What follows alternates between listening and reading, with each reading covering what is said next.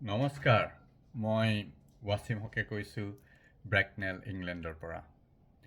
আজি এয়া ইংলেণ্ডৰ গ্ৰীষ্মকাল আৰু এইকেইদিন গৰম পৰিছে, মই গৰম পাইছোঁ। বহুদিন অভ্যাস নাইতো, এতিয়া 30-31 ডিগ্ৰী। সাধাৰণতে ইয়াৰ ঘৰবোৰ ঠাণ্ডাৰ কাৰণে বনোৱা হয়, গতিকে গৰমত অলপ গৰম হ'লে যথেষ্ট গৰম পৰে ভিতৰত, আৰু তেনেকুৱা অভ্যাসো নাই 30-31 ডিগ্ৰী হোৱা থকা বহুদিন হ'ল। আজি 22 বছৰ 20 বছৰ পাৰ হৈ গ'ল, গতিকে আমি গৰম পাইছোঁ।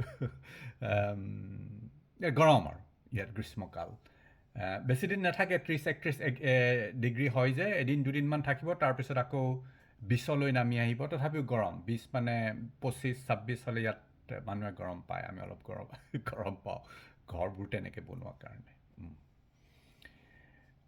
মই কি ক'ব ওলাইছোঁ আজি আপোনালোকক, মন আৰু মনৰ বিষয়।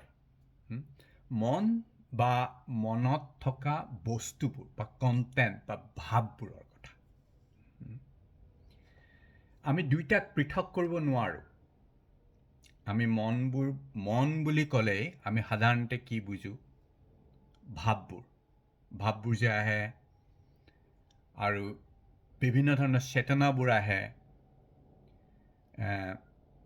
অনুসৰণবোৰ আহে, মনৰ ভাৱ আহিছে, কিবা এইটো ভাল, এইটো বেয়া, মই এতিয়া ক'ৰবালৈ যাম, মই গৰম পৰিছে, এতিয়া মই ফেনখন চলাব লাগিব, বিভিন্ন ধৰণৰ মনত ভাৱবোৰ আহি থাকে। আৰু ভাৱবোৰৰ লগে লগে মনত আৰম্ভ হয় কিছুমান শিহৰণ, শৰীৰত কিছুমান শিহৰণ, অনুভূতি।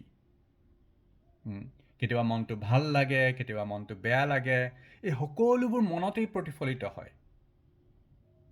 মনৰ অবিহনে আমি একো নাই, এইটো কথা আমি স্পষ্টকৈ জানিব লাগিব যে মনৰ অবিহনে আমাৰ একো নাই। আমি এই গোটেই পৃথিৱীখন, গোটেই ব্ৰহ্মাণ্ডখন আমাৰ মনৰ মাজেদিয়েই জানো। আমি মানে মন, আমাৰ ইয়াৰ শৰীৰটোৰ উপলব্ধি কৰোঁ আমাৰ মনৰ মাজৰ পৰাই। কিন্তু আমি কি কৰোঁ? মই এই কিবা এটাই সেই ভাৱবোৰ ধৰি লওঁ। ভাল লাগিছে, বেয়া লাগিছে, ক'ৰবাত যাব লাগিব, আমি সেইটো মন বুলি ভাবোঁ। আমাৰ বেয়া লাগিছে মনটো, আজি কিবা এটা অনুভূতি হৈছে, শৰীৰত শিহৰণ হৈছে। এইবোৰ চব ডাৱৰৰ নিচিনা, আহে যায়, অনুভূতিবোৰ আহে যায়, ভাৱবোৰ আহে আৰু যায়। কিন্তু আমি অলপমান মন কৰিলে দেখিম যে আমাৰ মনটো আচলতে সেই ভাৱবোৰৰ পৰা ঠিক ভাৱবোৰ নহয়। ক'ৰবাত কিবা এটা প্ৰতিফলিত হৈছে, ওলাইছে আৰু আকৌ গুচি গৈছে, কিহবাত হৈ আছে। আৰু আমি এইটো নেজানো যে মন আৰু ভাৱৰ মাজৰ পাৰ্থক্যটো আমি ধৰিব নোৱাৰোঁ, কাৰণ বস্তুবোৰ ইমান খৰকৈ হয়। বেয়া লাগে, ভাল লাগে, ইমান খৰকৈ হয় যে সেইটো আমি ধৰিব নোৱাৰোঁ। কিন্তু যদি আমি অভ্যাস কৰোঁ, মনে মনে মনটোক যদি আমি চাই থাকোঁ, একো কৰিব নালাগে, ঠিক হৈ এনেকৈ যদি চাই থাকোঁ, ভাৱবোৰলৈ গুচি যাব নালাগে, ভাৱবোৰলৈ মন গুচি যাম, উভতি আহিম, চাই থাকোঁ, তেতিয়াহ'লে আমি লাহে লাহে গম পাম যে এই সকলোবোৰ কিহবাৰ পৰা উদয় হৈছে আৰু কিহবাত বিলীন হৈ গৈছে। ভাৱবোৰ কিহবাত ওলাইছে, ক'ৰবাত বিলীন হৈ গৈছে। ক'ত ওলাইছে, ক'ত বিলীন হৈছে, আমি সেইটো এটা ভাৱ নহয়, ক'ৰবাৰ পৰা ওলাইছে, ক'ৰবাত বিলীন হৈছে, শিহৰণবোৰো আহিছে, ক'ৰবাত নুমাই গৈছে, আহিছে গৈছে।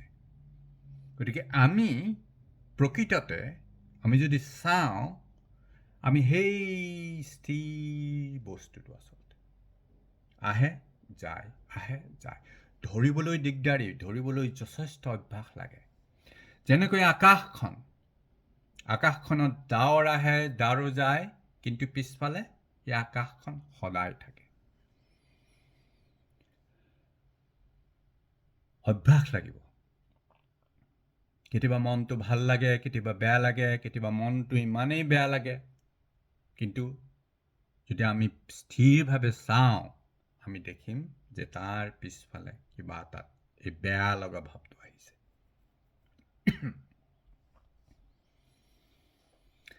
সেই বিশাল বস্তুটো চবকে আঁকোৱালি লয়, কিন্তু সেই বিশাল য'ৰ পৰা চব উদয় হয়, য'ত চব শেষ হয়, সেইটো কিন্তু চবকে আঁকোৱালি লয়, ভেদাভেদ নকৰে।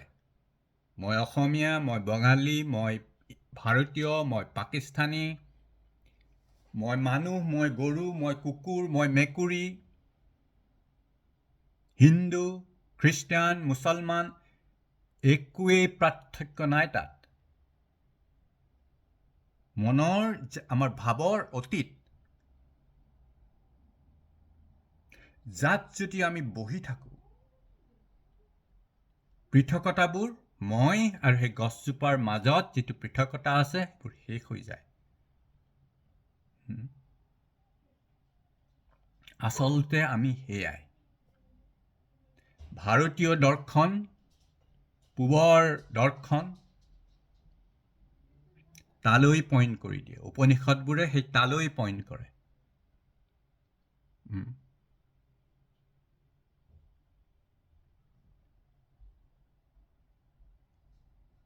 আৰু সেয়া আমি কেনেকৈ পাম? সেয়া আমি কেনেকৈ পাবলৈ নাই, সেয়াই আমি অনবৰতে আছে। কিন্তু কেনেকৈ উপলব্ধি হয়? একো কৰিব নালাগে।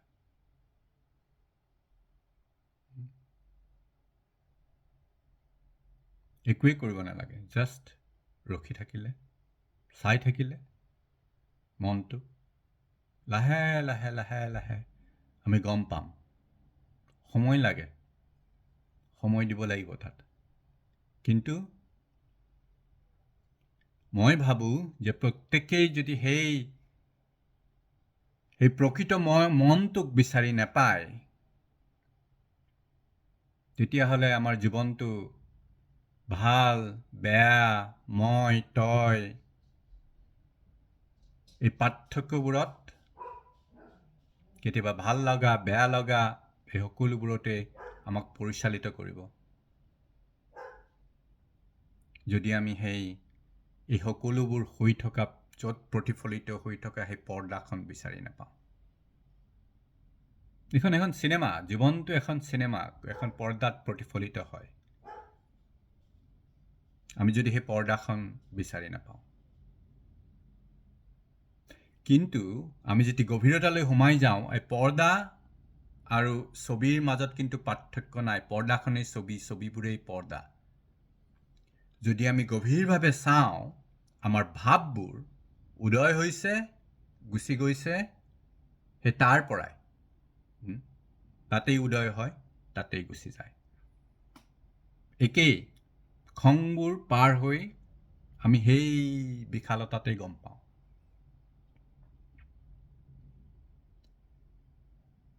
ঠিক আছে, ধন্যবাদ।